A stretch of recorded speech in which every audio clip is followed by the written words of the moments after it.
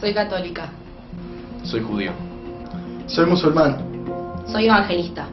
Soy budista. Soy protestante. Soy ateo. La historia de la Argentina moderna es multicultural y multiconfesional.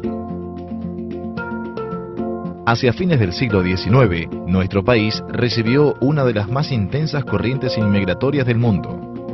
Los diversos relatos acerca de un lugar hacia el sur del planeta, donde abundaban las oportunidades y las promesas de un futuro mejor, hizo que millones de italianos, españoles, árabes, judíos, armenios, suizos y alemanes llegaran a la Argentina en busca de paz, pan y trabajo. Durante el último cuarto del siglo XIX, y a fuerza de la expansión de un modelo agrario exportador que permitió el ingreso de nuestra economía en el sistema internacional, la Argentina creció a un ritmo inusitado. A la par de ello, las inversiones extranjeras orientadas hacia la creación de una infraestructura hasta entonces inexistente permitieron una integración de nuestro extenso territorio. Los ferrocarriles unieron las distantes ciudades del interior con los centros exportadores del litoral y el Plata.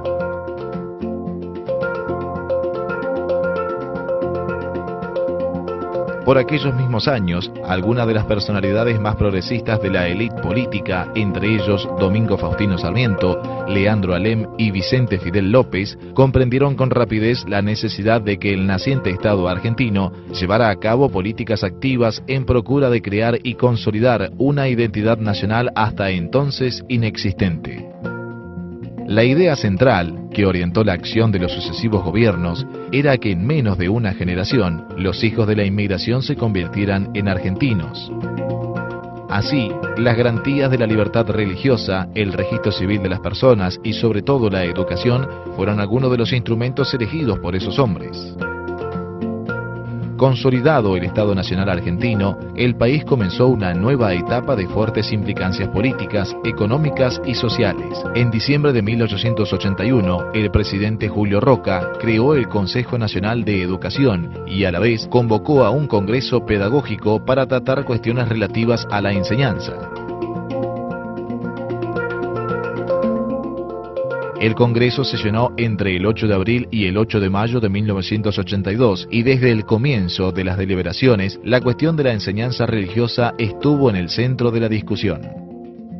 Las divergencias surgidas en el seno del Consejo Nacional de Educación impidieron que éste pudiera elaborar un proyecto de ley. No obstante, en agosto de 1881, el Poder Ejecutivo Nacional envió al Congreso una iniciativa propia.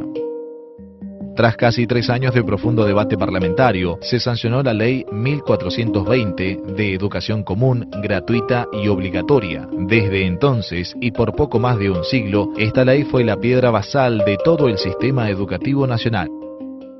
La discusión acerca de los contenidos de la ley, sobre todo de sus aspectos laicistas, generó uno de los debates más intensos de la historia argentina. Los partidarios de la enseñanza religiosas, entre ellos Pedro Goyena, sostenían que sin religión no hay moral, y sin moral no hay educación posible.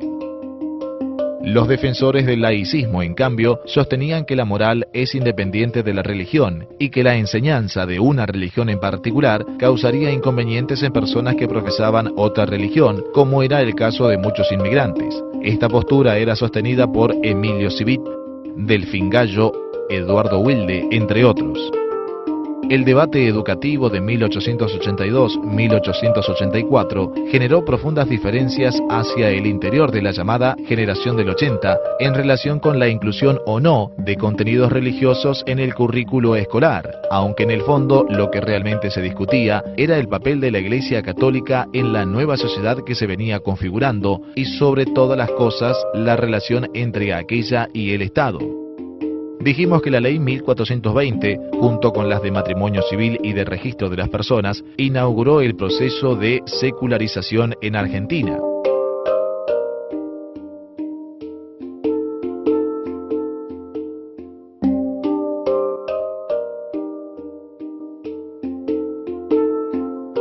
¿Qué es la secularización? es ni más ni menos que la separación absoluta entre el Estado y la Iglesia y la neutralidad del poder público frente a cualquier confesionalidad religiosa. Sin embargo, este proceso, que necesariamente marca el pasaje de una sociedad tradicional a una sociedad moderna, en nuestro caso ha quedado trunco. ¿Por qué? Hacia finales de la década de 1920, producto de la crisis del modelo agroexportador argentino, luego de la primera posguerra y el crack financiero de 1929, las instituciones políticas liberales colapsan. La incertidumbre y el escepticismo desplazan a la idea del bienestar y el progreso indefinido. En septiembre de 1930, el presidente Hipólito Yrigoyen es derrocado y con este hecho se abre un nuevo tiempo de dictaduras militares y gobiernos fraudulentos, autoritarios, que, con intermitencias, se habrá de prolongar hasta 1983. Asimismo, el inicio de la guerra civil en España agitó ante un mundo horrorizado el fantasma de una oleada roja, frente al cual las respuestas nazi, fascista y falangista se presentaban como los remedios más eficaces para evitarla.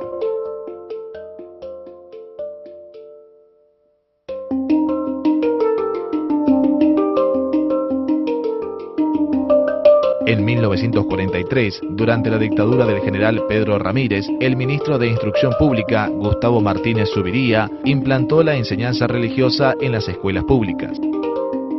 Martínez Zubiría, un novelista más conocido por el seudónimo Hugo Guas, fue un ferviente militante nacionalista católico. La decisión adoptada significó un profundo retroceso en la tradición laicista que durante 6 décadas había signado la educación argentina. Algunos años más tarde, en agosto de 1958, se produjo una nueva controversia entre los partidarios de la enseñanza pública, laica y gratuita, y los que sostenían la libertad de la enseñanza confesional en el país. El presidente Arturo Frondizi, influenciado por la postura oficial de la Iglesia Católica, envió al Parlamento un proyecto de ley de educación superior que implicaba la creación de universidades privadas. El proyecto no era ingenuo. Frondizi sabía que con la sanción de la nueva ley estaba abriendo el camino a la existencia de establecimientos confesionales. Este conflicto, que movilizó a amplios sectores juveniles, se conoce en nuestra historia como laica o libre. Desde entonces hasta la actualidad, la injerencia de la Iglesia Católica en los asuntos públicos, educativos y otros ha ido ganando un desmesurado terreno. Hoy no solo la educación, sino la salud, el debate científico, la identidad sexual, el debate sobre género, están impregnados de una impronta confesional que debe ser removida. Ha habido avances legislativos muy importantes en estos últimos años. El matrimonio igualitario, el derecho a la muerte digna, la identidad de género. También existen retrocesos que deben ser urgentemente corregidos, como es el caso de la reimplantación de la enseñanza religiosa en varias provincias argentinas. Producto del concordato suscripto por la dictadura de Onganía con el Vaticano, la Iglesia Católica aún es considerada por nuestro Código Civil como una institución de derecho público, y en nuestra Constitución permanece el mandato de sostenerla con recursos fiscales aportado por todos los ciudadanos, católicos o no. Como vemos, todavía resta mucho por hacer en procura de concluir ese proceso mancado que llamamos secularización. De esta necesidad que consideramos imperiosa para sentar las bases de una sociedad verdaderamente plural y democrática, surge la lucha cultural emprendida desde el laicismo.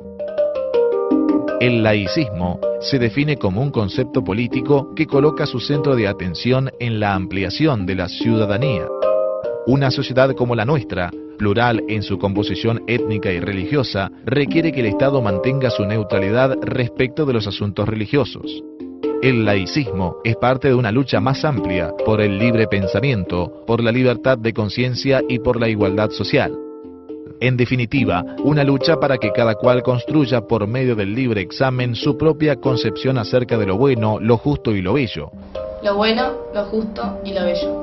Sin imposiciones dogmáticas de ningún tipo, sin dogmas ni imposiciones, para emprender el camino hacia una sociedad de hombres y mujeres unidos y solidarizados en el valor de la libertad. en unión y libertad.